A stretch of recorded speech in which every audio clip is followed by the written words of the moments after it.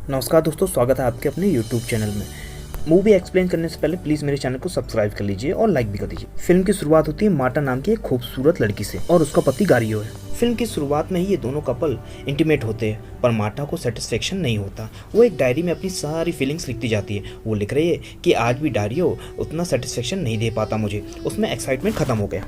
अब Dario Marta को satisfaction नहीं दे पाता और उसे बीच में छोड़ के सो जाता है। इसके बाद वो एक ऑक्शन में जाती है जहाँ बहुत सारी पेंटिंग्स होती है। वहाँ एक शख्स उसके साथ टच करने की कोशिश करता है। मार्टा एक्साइटेड हो जाती है। तभी इतने में उसकी फ्रेंड सिल्विया यहाँ आ जाती है। सिल्विया एक गाइड है, उसका हस्बैंड पेरिस में रहता है। यहाँ वो कुछ लोगों को ऑक्शन में लेके आई है। सिल्विया मार्टा को यहाँ देखकर उसे चिढ़ाती है और उसका मजाक उड़ाती है। वो कहती है, तुम किसी और आदमी के साथ यहाँ क्या कर रही हो।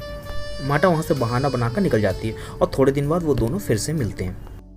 दोबारा मिलने पर मार्टा सिल्विया को बताती है कि वो डायरियो अपने हस्बैंड के साथ खुश नहीं है। सिल्विया मार्टा को सलाह देती है, वो किसी और के साथ भी अगर रिलेशनशिप बनाती है तो इसमें कुछ भी गलत नहीं है, इससे वो अपनी डिज़ायर फुलफिल कर सकती है। इसके बाद वो रात को फिर अपने घर जाती है और डायरियो के साथ इंटीमेट होती है, पर वो फिर खुश नहीं हो पाती और डायरियो उसे बीच में छोड़ जल्दी सो जाता है। इसके बाद वो अपनी बालकनी में जाती है जहाँ से सामने वाला एक शख्स दूरबीन से देख रहा होता है। अगली सुबह उसे एक लेटर रिसीव होता है और उसे उस लेटर लियोन ने भेजा होता है। ये वही शख्स है जो उसे रात में देख रहा होता है। लियोन ने मार्टा को एक रेस्टोरेंट में बुलाया है।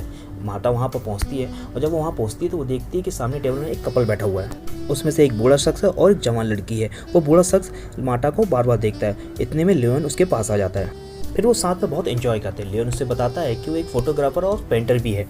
अब मार्टा भी लियोन के साथ बहुत खुश होने लगी है और अपना रिलेशनशिप उसके साथ ही शुरू कर दी है।